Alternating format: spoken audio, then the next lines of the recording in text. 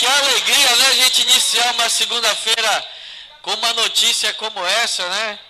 Trazendo aqui melhorias para a população da cidade de Manaus. Olha, a alegria de vocês é contagiante. Uma salva de palmas para vocês. Eu quero agradecer aqui e pedir uma salva de palmas. Antes de pedir uma salva de palmas e agradecer, eu queria que meu irmão Daniel estava aqui do lado, a gente estava conversando. Ele disse: olha, eu sonhei que tinha uma casa que chovia muito dentro. Eu disse: era a nossa casa, mano, lá no morro. Você lembra, Dulce? Eu sonhei com chuva, aí começou a chover, né? E para você ver a importância de uma casa, de uma moradia, de uma residência. Eu nunca pensei em ser político. Eu vim de um lar cristão, evangélico, tradicional, de uma igreja onde se falar em política na época era proibido. Conservadorismo na raiz. Na época que nós éramos tidos como protestantes. Na rua da nossa casa só tinha de crente a minha família, você lembra? Olha, lá vem os crentes. Mas mesmo assim, a gente trabalhando, os caminhos me levaram para trabalhar numa campanha eleitoral, que até falei para o Alfredo. Foi a campanha do Alfredo, onde o hoje senador Eduardo era o prefeito de Manaus, e eu fui trabalhar numa secretaria chamada SEMUR, onde nós fomos entregar aquelas chaves daquele conjunto que o senhor falou aqui, o Amazonino Mendes II. E eu nunca pensei em ser político. Eu vou dar um depoimento da minha vida. E acabou a eleição, o Alfredo ganhou, ele ganhou, e eu fui trabalhar com o Eduardo Braga e a Regina, que a filha dela está até aqui, a Maria Regina. Acabei de ver a Maria Regina no lugar, vi ela nascer naquela campanha de 2000 que você foi candidato a prefeito. E eu nunca imaginei que fosse candidato, porque nunca pedi, nunca trabalhei, nunca quis. Eu sempre apoiei candidatos, inclusive fui cabo eleitoral, cadê do Renato Queiroz, cadê ele que está aqui? Renato Queiroz, que era o ex-secretário de habitação, eu trabalhava para ele. E aí eu fui trabalhar com o Eduardo Braga.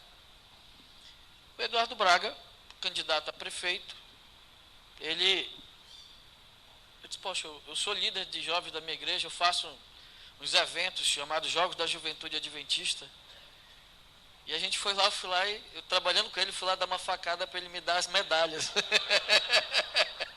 Ele me deu medalha, troféu, mandou conseguir para mim. E aí a gente fez um evento grande, lá no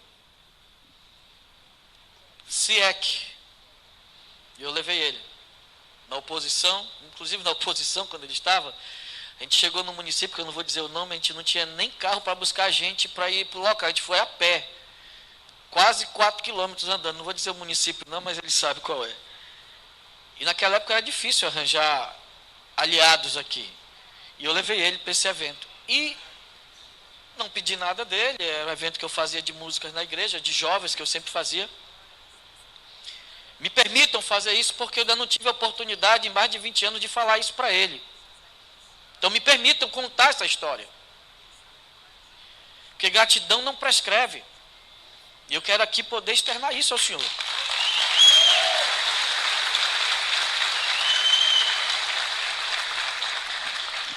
E eu alugava meu carro para a empresa dele, dirigia o meu próprio carro e fazia... Olha, está ali que dirigia comigo o Ceará também, né, Ceará? Está aqui, ó. Só que o Ceará trabalha para o Alfredo, eu trabalho para o Eduardo. E eu tinha ido ao banco, voltei, e eu fui subindo pela escada, e ele foi sábado à noite, isso foi uma segunda, ele falou assim: Regina, cadê o Davi? Eu disse: puxa vida, eu vi lá de baixo, o que eu fiz de errado? E aí ele começou a comentar sobre mim com a Regina, que eu tinha ido para um evento, e falou: pô, esse cara é uma liderança, esse cara tem a política na veia, eu vi ele falando, eu vi ele se comunicando e tal. E naquele dia, em 2000, virou a chave. Eu digo, será? E ele fez os comentários sem eu estar presente. Eu ouvi porque eu vinha subindo a escada. Eu achei que eu ia levar uma bronca, já ia voltar. E aquilo ali virou a chave. E hoje eu estou aqui para lhe agradecer. A importância que o Senhor teve na minha vida, o que eu era antes de lhe conhecer, e o que o Senhor me proporcionou através das bênçãos de Deus, da bondade do povo. Já falei isso também ao senador Omar, que foi meu parceiro quando foi governador, e eu fui líder, vice-líder dele. Mas tudo iniciou quando eu comecei a trabalhar com o Senhor. Nunca pensei em trabalhar com política. E o Senhor despertou em mim a virada de chave. E eu disse, realmente, se eu posso ajudar um vereador, um deputado, quem sabe eu possa também ser candidato. Somente 4 anos depois, em 2004, eu fui ser candidato a vereador e ele me ajudou. E quando ele foi candidato à reeleição a governador, eu fui candidato a primeira vez e com a ajuda dele eu fui eleito deputado estadual pela primeira vez. E eu já falei para ele da minha gratidão por ele. A política nos leva a alguns caminhos e agora nós estamos juntos. Eu liguei para ele e disse que nós não possamos nos afastar mais na amizade, na questão política e também na parceria para ajudar o povo. É por isso que nós estamos juntos para ajudar o povo da cidade de Manaus. Muito obrigado, senador. Uma salva de palmas ao senador Eduardo Braga.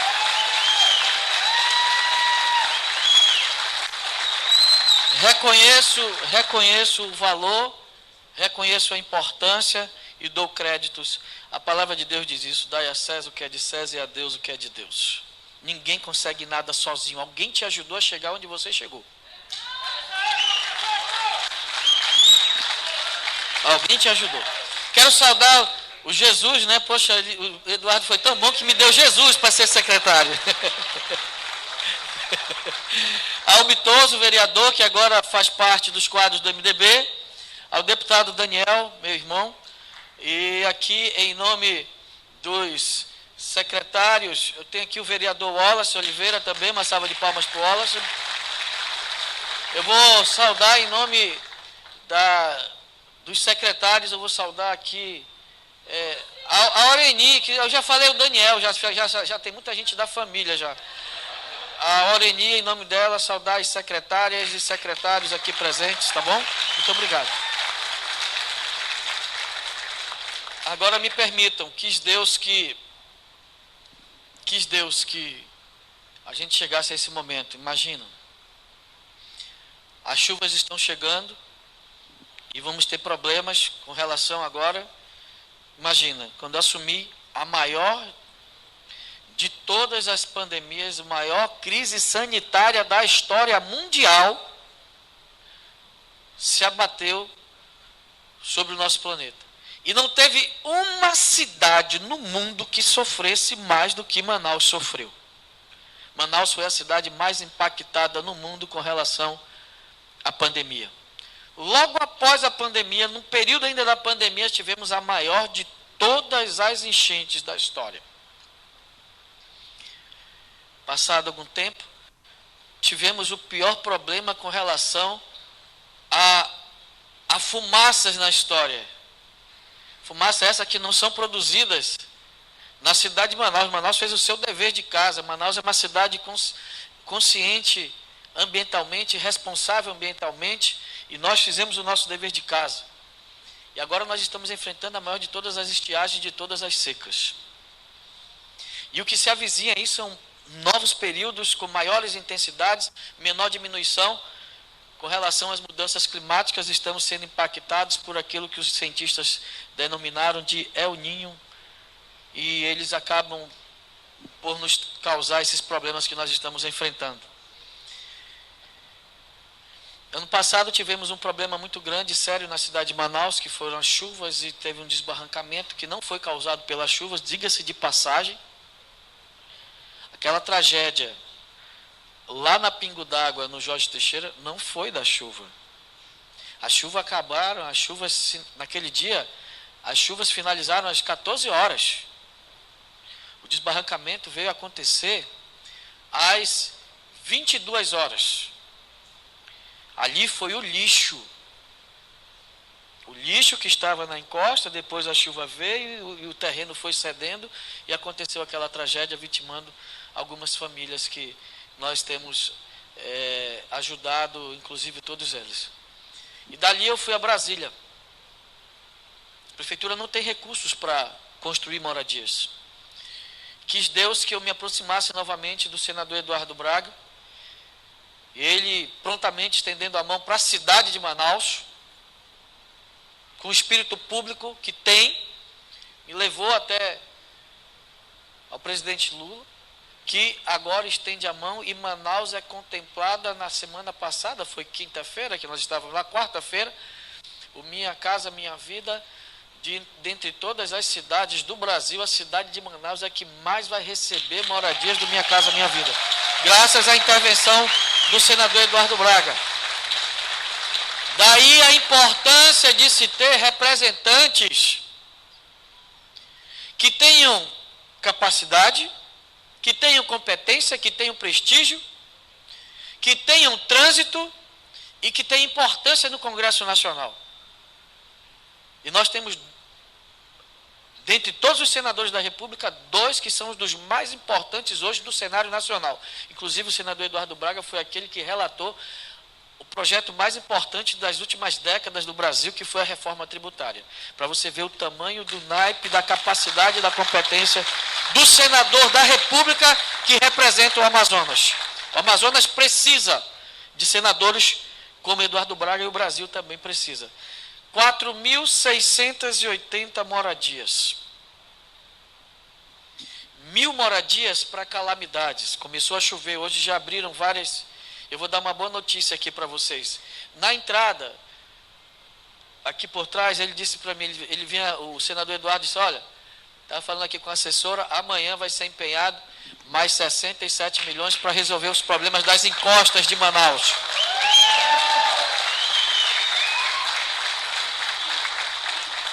Serão 15 encostas, vossorocas, aqueles problemas que a gente tem enfrentado. Nós não temos como resolver todos os problemas das vossorocas, para vocês verem a importância da moradia. O que nós vamos fazer agora, senador? O senhor vai ajudar a salvar vidas. O governo federal vai salvar vidas, sabe por quê?